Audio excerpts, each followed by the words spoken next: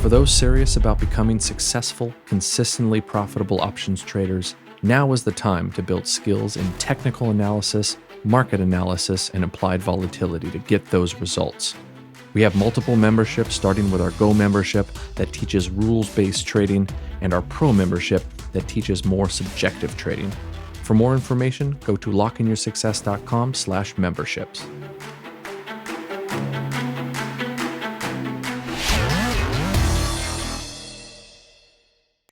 So what I wanted to do, guys, was continue on. Last time I was on, we talked about more directional and the kind of a menu of ways to express that, right? You can buy calls, you can do an M3 with more positive delta like a V17. I mean, you can do a million things, right? You can do Super Bowls, you could do the 63 bull or the hammer trade.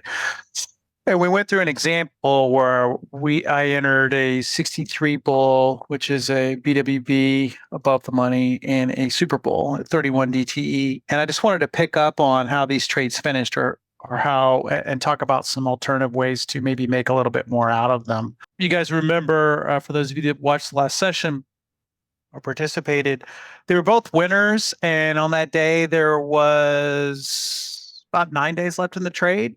So you could have just taken both trades off and called it a day. But as you guys know, we like to see if we can make more.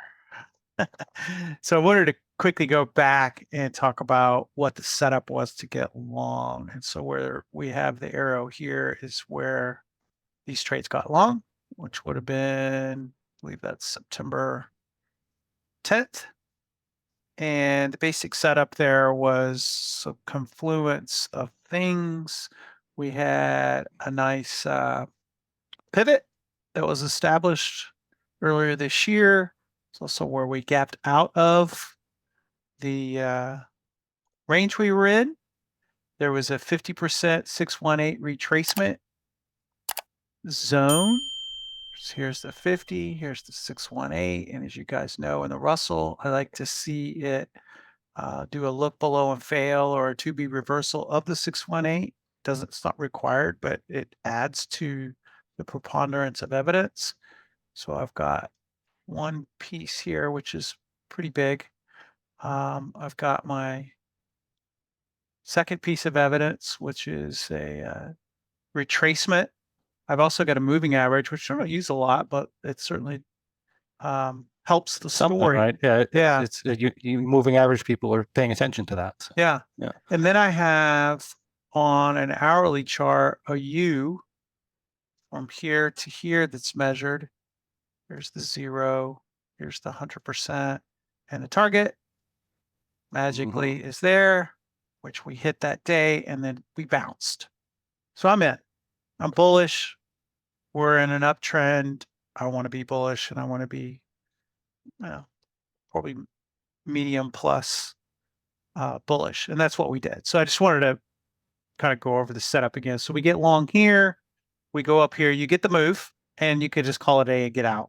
Now, this period is where we'll pick it up and just kind of talk about what are some different things we can try to do, if any, to try to get a little more out of the trade. Let me see if I can switch this. Yeah, right. That's the same time period I was looking at.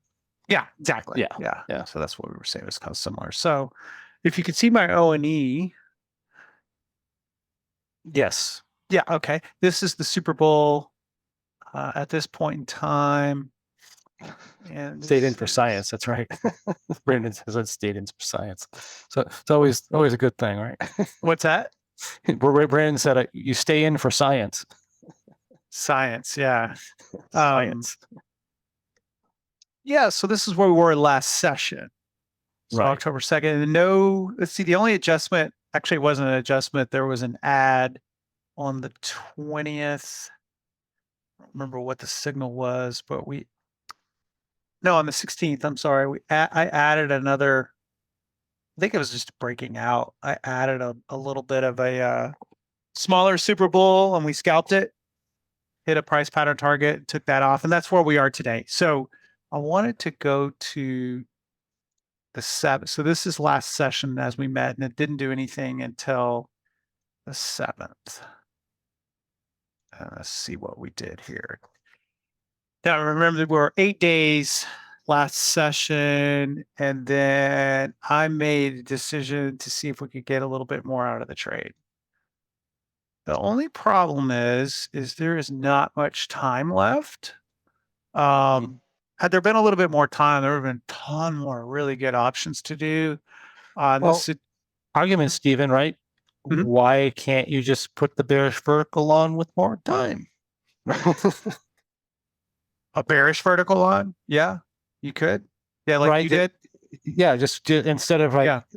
I'm just saying we don't get locked into the 4-day time frame. I mean, we have position there. No, but I was just going to finish the thought. Yeah. Yeah. Thought. I don't like to do that. I'd rather just, this campaign's played out. It's Just made wait its it out. money. Yeah.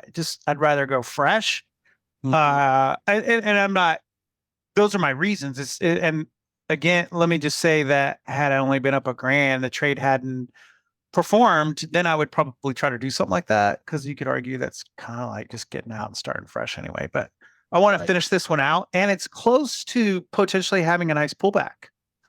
And I want to take advantage of that with, if you get the pullback and expire on the 10, that's home run stuff. So, but yeah, I mean, there's, like we said, there's a lot of different things you could do. So I didn't think of it as locked into it. It just, I'd prefer to go fresh and then see if I could do something. Right. Realistically, there's no reason to get out of that unless you get a technical break in the market. So, yeah. So right. So the first thing you say is, well, why not just stay in and make your 10,006? You can. You can also do this. And let's see, what did I do exactly? Oh God, I'm not gonna do all that. I'll just do the math. So basically, from where I am today, call it 9,300. I converted this into a broken wing condor, where I would effectively give back 1,500 from where I am today. So from here to here. Risking 1,500 to make this. And yeah, pass on the extra 1,500 to probably make, 7,700 more incremental. So 77 on top of this. So I'm talking in incremental terms, not total. So for me, that's tremendous risk reward. I knew that it'd be a little bit tough. It needed to get to, take much. What is that? 2160. 30 points, right? 33. 30 points, right? In 3 days is nothing. I mean, your what's it ATR look on the chart? Yeah, let's look at the chart. I mean, you're flagging out. It could happen. 2160 could happen. Here. It could happen.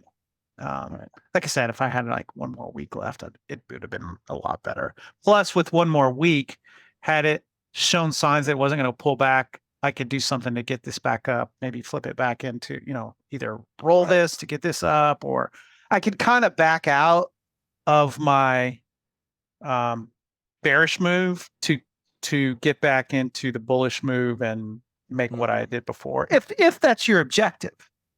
Right. But I knew this was a clean, pretty much binary. I'm giving up the Super Bowl gains to try to make additional gains. Now, certainly by no means. And those play out sometimes, They do. I mean, one of these plays out. I mean, how often? Let's do the math. How often does it have to play out? You're risking 2,000 to make 8, right? Basically, so 1 out of 4 times. If it happens 1 out of 4 times, you break even on it. So exactly. Yeah, if you've got technical probabilities in your favor, 50% chance, I think it's worth taking. Yeah, exactly, and that's the way I looked at it. Let's see. I think on the 10th. I took a little bit of the risk out as it looked like it wasn't going to come back, but I kind of wanted it to. This is kind of a massage maneuver. Yeah, I kind of moved some things around. So what did you move? You moved. I moved the longs in. Oh, okay. Yeah. Just kind of lifted this a little bit. Well, the big thing I did is I took the risk out of the trade unless there was something just catastrophic. Right. Yeah. So now you're still pretty good though, right? If that pulled. Yeah. I mean, it didn't. It was a massage move. Yeah. Yeah. I mean, wasn't that big of a difference. But at this point, you're like, okay, make $8,000, but we get some kind of a pullback. Like yesterday was pretty much it wasn't in the Russell, but the SPX NDX was a news-driven event right. on a particular stock, and these things happen. So it's like John was saying earlier, you put yourself in a position to win. You're not always going to get them, but when they do, it really offsets those times that it doesn't win. It doesn't take many of these before you can really make your month, make your quarter, make your year. So I wanted to continue to be in that position rather than, oh, well, I got 1 day left. Let me go see if I can scrape back what I would have made, the woulda, coulda, shoulda, what I would have made had I not done anything at all. Right. So I don't want to get caught up in that. I wanted to stick with my thesis, but sort of massaged it. So what I wanted to do as part of this exercise, that's one way to try to get more out of this trade. I didn't know if I wanted to see if anybody in participating, or John, if you saw something else you might do to try to make more in this trade. And I'll go back to where we were, where there was well, we can go back further in time if you want, really. Anything you would have done to this trade, anybody, it doesn't have to just be John. Right. Anybody to try to make more out of this trade. Yeah. You could, roll this, right? If you were even more bullish, you could. I was going to say, you could go with a bull scenario where you just go with a 5-5, or a 1-1, even out of the money bull vertical. Yeah. Yeah. Roll everything forward, Mm-hmm. So you could go the opposite way. Oh. Right. Well, we just roll it all the way up to like 2,200 or 2,195. This way. Yeah. I mean, 2,200. Yeah. With a 5 lot, right? For example, and you sell whatever, or you sell it. I like that. 10, right? So now a small move, relatively small move to the upside is going to put you. You got 50-50 shot, really. So if you're technically bullish, you can play that out. Mm-hmm. So I don't really have that. That's pretty and then you could. I like that because if you get, see, actually, this was on the second. Yeah, is that how we technically? I think we kept bullish? going up, or when you've got the up move, which would put you say up in here, then you could have done the added the other side a bear call. And you're in that nice condor, and then you can add a bear call now, right? So you can even go all the way up to like 20. Yeah. You can do like the butterfly, 2230, 2250. Let me copy this so we can play. Right, and I recommend people do this in their debriefs. I know I talk about this, but I don't. So sell the bear side of that now at 2230, 2250, for example. Right. Okay. Sorry. Which ones you want to sell? Keep going. Yeah. 2230, 2250. Let's get rid of this, huh? 30 and 50? Yeah, sure. Try that. See what it looks like. Okay. Right. So now this thing just kind of meanders in the next 9 days up in the upper range. You can make a lot more money. You're only risking $1,000. Sure, got this right trade. If you get a technical breakdown, you can exit. Love it. All right, so that's maybe a bullish scenario, and you could have done that on the bear side too. I mean, you could have sold the other side of the bear. Yeah, I mean, you could have flipped bearish on this thing. Right. You could run that way too. It's just another option that you have. Yeah, because it went down, but it probably didn't have a technical break. But what did you lose? You lost nothing actually on that. I mean, at this point, it's pretty similar risk. Give back a little bit more, but the return is higher. Right. So now you're in the zone, which is great. So now you're in the zone. I mean, you're sitting really. Yeah, I like this because you're sitting really pretty. So let's look at technically, sort of 2200-ish.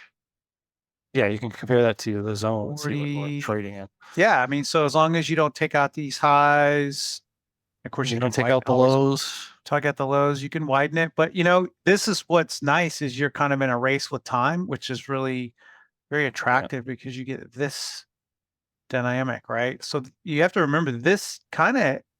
You don't have to just panic because this is going to kick out here in the initial stages.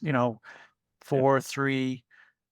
Before it just collapses down into that. So I always kind of like that. Be aware of that. Assuming skew doesn't. Yeah, let's see if this actually acts up to the point where we thought we might want to do something with it. So not yet, really. I don't think I do anything yet. It went down again, maybe. So it's that looks like something I would do. Yeah, it's something you could do. It does require overcoming the fact that the people sometimes get attached to profits, and when you do that, you kind of kill yourself, and you might as well exit. But if you're willing to risk a little to stay in a good risk-reward ratio, then you can run it out. And I think this is just where the creativity, which makes trading really, it's a lot more fun, right? I mean, that's, this was already a monster winner right out of the gate because we matched the technicals with the proper posture in the beginning. And now it's like, okay, now you got a tiger by the tail. Let's see if we can make more. Yeah, so now you can roll down. Like I'd probably roll down 5 of those or some of those to help if the case the market goes down. How many strikes you want to go? No, just one strike. Just roll that 5 down, one strike. Oh, okay. No, I wouldn't roll the whole position because you're taking on risk. I would just roll the strike. That's it. I'd roll that out. And if you want to roll the other one in, you can for good luck if you don't want to get the reverse. The short? Yeah, no, the long, the top long. I mean, you can run that if you want to too. So that if you want to, if you're in like lock-in profit mode, right? I'm giving myself a little bit closer so I can get in the tent if the market bounces a little more in the next 2 days because I only have 2 days. Yep. I don't know how big of a move we're going to get. We might blow right past it, right? Oh, and we end up going down. So we end up still making more money than before. You can actually do that. You can take out the you'd have to risk what, $700? Yeah. If you and this is one of those times when it does jump in the tent, right? Mm-hmm. Where you could probably make like $11,000 or $12,000 in that case. Yeah, I mean, you could do what you were talking about too, and it still would have. Made money as well. Just drop a couple of contracts out, right? Take one of the Condor. Take one of everything out. Just maybe 2 out if you want, right? So I mean, you can do that. This reduces your loss. I don't even know if I'd bother doing that, but I mean, it's just something you can do. Yeah, if it makes you feel better. Mm-hmm. You lock in an $8,000 gain. Mm-hmm. Let it go. Well, a lot of things to think about. Yeah. So you can even take off the uppers and reduce the lowers, like because that's worthless, right? That's worthless. So you take them off completely. Go into your Super Bowl, and then if you don't like your down risk, you can just drop the contract size a little bit. That way, you don't have to worry about overrunning it if the market shoots up. Yeah, that's nice, right? Yeah, that probably puts you right where you want to be for the following day too, at like an $11,000 gain. So yeah, I mean, it's just multiple ways to deal with it. I like that way there is. In case we get this like huge up move. But in other words, always thinking, how many scenarios do I win? How many scenarios do I lose? How much do I lose? How much do I win? So right, yeah, this one being more attractive because the Condor has to stay in the tent. This can just outrun it. Yeah, forever. About 100-point up. I like that better. Yeah. Even though they made about the same money, the other one's. Well, there was no credit left in the other one anyway. Mm-hmm. So what's the difference?